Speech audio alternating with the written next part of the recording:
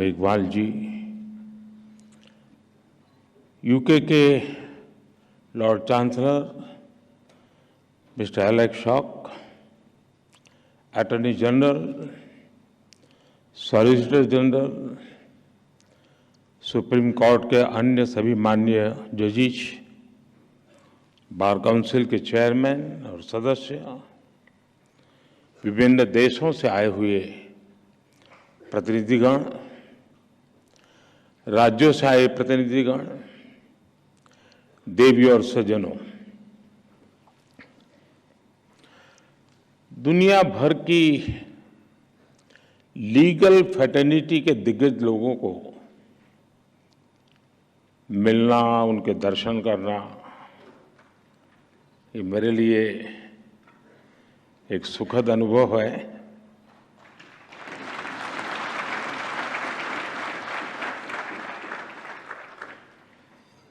भारत के कोने कोने से यहाँ लोग आज उपस्थित हैं। इस कॉन्फ्रेंस के लिए लॉर्ड चांसलर ऑफ इंग्लैंड और बार एसोसिएशन ऑफ इंग्लैंड के डेलीगेट्स भी हमारे बीच हैं। इसमें कॉमनवेल्थ कंट्रीज और अफ्रीकन कंट्रीज के प्रतिनिधि भी हिस्सा ले रहे हैं। एक तरह से इंटरनेशनल लॉयर्स कॉन्फ्रेंस वसुधैव कुटुंबकम की भारत की भावना का प्रतीक बन गई है। इस कार्यक्रम में आए हुए सभी इंटरनेशनल गेस्ट का मैं भारत में हृदय से बहुत बहुत स्वागत करता हूं। मैं बार काउंसिल ऑफ इंडिया को भी विशेष रूप से बधाई देता हूं, जो बखूबी से इस आयोजन का दायित्व निभा रही है। साथियों, किसी भी देश के निर्माण में वहां की लीगल फ्रेटर्निटी की बहुत बड़ी भूमिका होती है। भारत में वर्षों से जुडिशरी और बार भारत की न्याय व्यवस्था के संरक्षक रहे हैं। हमारे जो विदेशी मेहमान यहां हैं, उन्हें मैं एक बात खास तौर पर बताना चाहता हूं। कुछ ही समय पहले भारत ने अपनी आजादी के 75 साल पूरे किए हैं और आजादी की इस लड़ाई में लीगल प्रोफेशनल्स की बहुत बड़ी भूमिका रही है।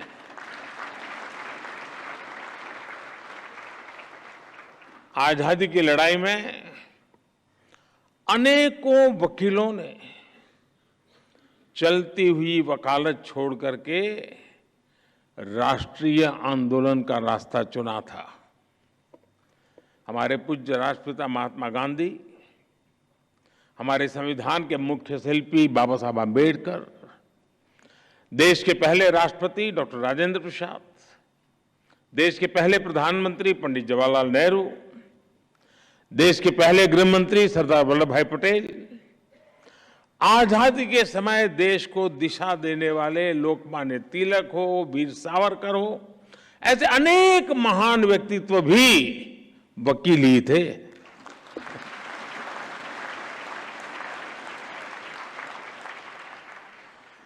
यानी लीगल प्रोफेशनल्स के अनुभव के ने आजाद भारत की नींव को मजबूत करने का काम किया। और आज जब भारत के प्रति विश्व का जो भरोसा बढ़ रहा है, उसमें भी भारत की निष्पक्ष स्वतंत्र न्याय व्यवस्था की बड़ी भूमिका है।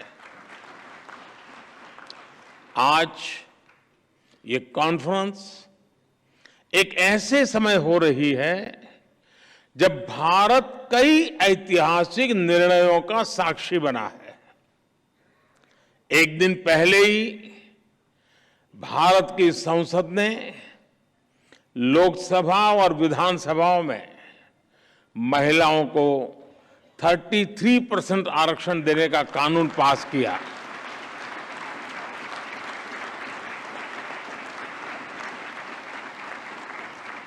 नारी शक्ति वंदन कानून भारत में विमेन लेड डेवलपमेंट की नई दिशा देगा, नई ऊर्जा देगा। कुछ ही दिनों पहले ही G20 के ऐतिहासिक आयोजन में दुनिया ने हमारी डेमोक्रेसी, हमारी डेमोग्राफी और हमारी डिप्लोमेसी की झलक भी देखी। एक महीने पहले आज के ही दिन भारत चंद्रमा के साउथ पोल के समीप पहुंचने वाला दुनिया का पहला देश बन गया था। ऐसी अनेक उपलब्धियों के आत्मविश्वास से भरा भारत आज 2047 तक विकसित होने के लक्ष्य के लिए मेहनत कर रहा है और निश्चित तौर पर इस लक्ष्य की प्राप्ति के लिए भारत को एक मजबूत, निष्पक्ष, स्वतंत्र न्यायिक व्यवस्था का आधार चाहिए। मुझे विश्वास है इंटरनेशनल लॉयर्स कॉन्फ्रेंस इस दिशा में भारत के लिए बहुत ही उपयोगी साबित होगा। मैं आशा करता हूं कि इस कॉन्फ्रेंस के दौरान सभी देश एक दूसरे की बेस्ट प्रैक्टिसेस से काफी कुछ सीख सकेंगे।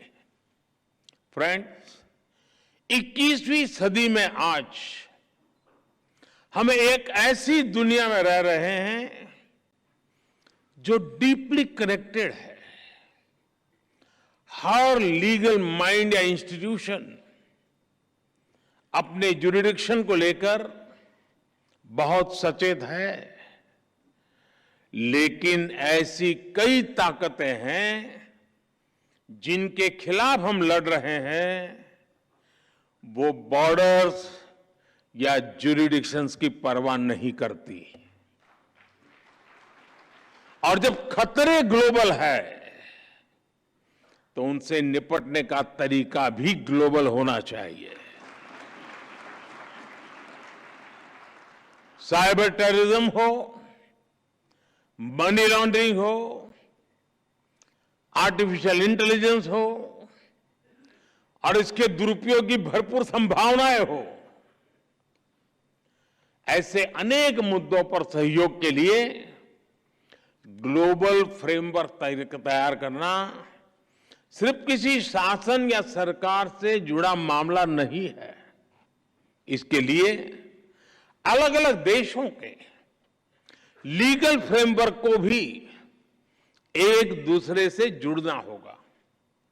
जैसे हम एयर ट्रैफिक कंट्रोल के लिए मिलकर काम करते हैं।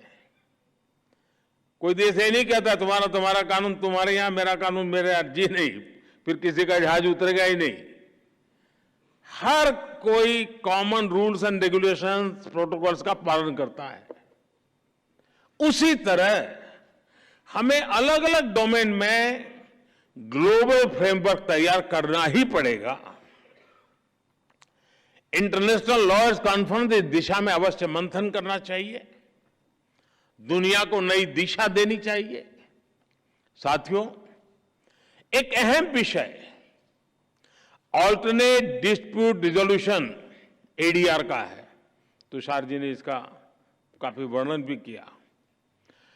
कॉमर्शियल ट्रांजैक्शन की बढ़ती कॉम्प्लेक्सिटी के साथ दुनिया भर में एडीआर का चलन भी तेजी से बढ़ा है। मुझे बताया गया है इस कॉन्फ्रेंस में इस विषय पर भी विस्तार से बात होने वाली है। भारत में तो सदियों से पंचायत के जरिए विवादों के निपटारे की व्यवस्था रही है, हमारे संस्कार में रहा है। इस इनफॉर्मल व्यवस्था को एक व्यवस्थित रूप देने के लिए भी भारत सरकार ने मीडिएशन एक्ट बनाया है। भारत में लोक अदालत की व्यवस्था भी विवादों को हल करने की दिशा में बड़ा माध्यम है। और मुझे याद है, मैं जब गुजरात में था तो एवरेज एक मामला का न्याय होने तक सिर्फ 35 पैसे का खर्च होता था, 35 पैसे। यानी ये व्यवस्था हमारे देश में होती है।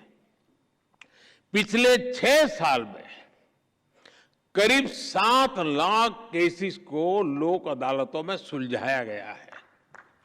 साथियों, जस्टिस डिलीवरी का एक और बड़ा पहलू है जिसकी चर्चा बहुत कम हो पाती है, वो है भाषा और कानून की सरलता।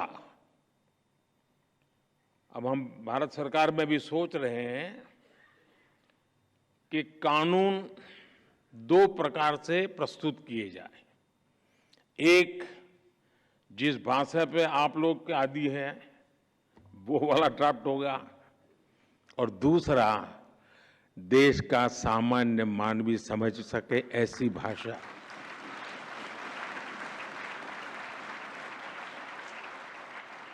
उसको कानून भी अपना लगना चाहिए। हम कोशिश कर रहे हैं, मुझे भी सिस्टम भी उसी ढांचे में पली बढ़ी है तो उसको बाहर निकालते निकालते, लेकिन हो सकता है कि अभी मुझे काफी काम है, मेरे पास समय भी बहुत है, तो मैं करता रहूंगा।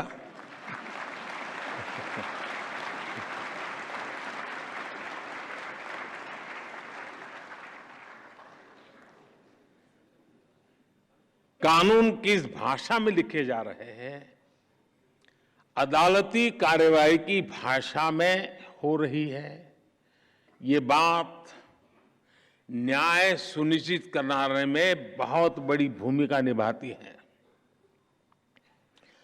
पहले किसी भी लॉ के ड्राफ्टिंग बहुत कॉम्प्लेक्स होती थी। सरकार के तौर पर अब हम भारत में नए कानून, जैसा मैंने आपको कहा, 2 प्रकार से, और जितना ज्यादा हम सरल बना सके और हो सके उतना भारतीय भाषाओं में उपलब्ध करा सके, उस दिशा में हम बहुत सिंसियरली प्रयास कर रहे हैं। डेटा प्रोटेक्शन लॉ आपने देखा होगा, उसमें ये सिंप्लीफिकेशन का हमने एक पहली शुरुआत की है, और मैं पक्का मानता हूं कि सामान्य व्यक्ति को उस परिभाषा से सुविधा रहेगी। भारत की न्याय व्यवस्था में मैं समझता हूं ये एक बहुत बड़ा परिवर्तन हुआ है, और मैं चंद्रचूड़ जी का पब्लिकली मैंने एक बार अभिनंदन किया था, क्योंकि उन्होंने कहा कि अब कोर्ट जजमेंट का ऑपरेटिव पार्ट जो लिटिगेंट है उसकी भाषा में हम उपलब्ध कराएंगे। देखिए, इतने से काम में 75 साल लग गए,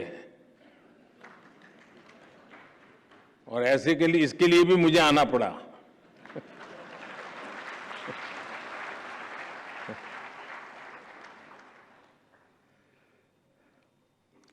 मैं भारत के सुप्रीम कोर्ट को इसके लिए बधाई दूंगा कि उसने अपने फैसलों को कई स्थानीय भाषाओं में भी अनुवाद करने की व्यवस्था की है। इससे भी भारत के सामान्य व्यक्ति को बहुत मदद मिलेगी। कोई पेशेंट हो ना, अगर डॉक्टर भी पेशेंट की भाषा में उससे बात करे तो आधी बीमारी यूं ही ठीक हो जाती है। बस यहां ये मामला बाकी है। साथियों, हम टेक्नोलॉजी से, रिफॉर्म से, न्यू जुडिशियल प्रैक्टिसेस से कानूनी प्रक्रिया को कैसे और अच्छा कर सकते हैं, इस पर निरंतर काम होना चाहिए। टेक्नोलॉजी एडवांसमेंट ने जुडिशरी सिस्टम के सामने बड़े एवेन्यूज बना दिए हैं। थोड़े से टेक्नोलॉजिकल एडवांसमेंट ने ही हमारे ट्रेड, इन्वेस्टमेंट और कॉमर्स सेक्टर को बहुत बड़ा बूम दिया है। ऐसे में लीगल प्रोफेशनल से जुड़े लोगों को भी इस टेक्नोलॉजिकल रिफॉर्म से ज्यादा जुड़ना होगा। मैं आशा करता हूं कि इंटरनेशनल लॉयर्स कॉन्फ्रेंस न्यायिक व्यवस्थाओं के प्रति पूरी दुनिया का विश्वास बढ़ाने में सहायक सिद्ध होगी। मैं इस आयोजन से जुड़े हर व्यक्ति को इस सफल कार्यक्रम के लिए अपनी ढेर सारी शुभकामनाएं देता हूं। बहुत बहुत धन्यवाद।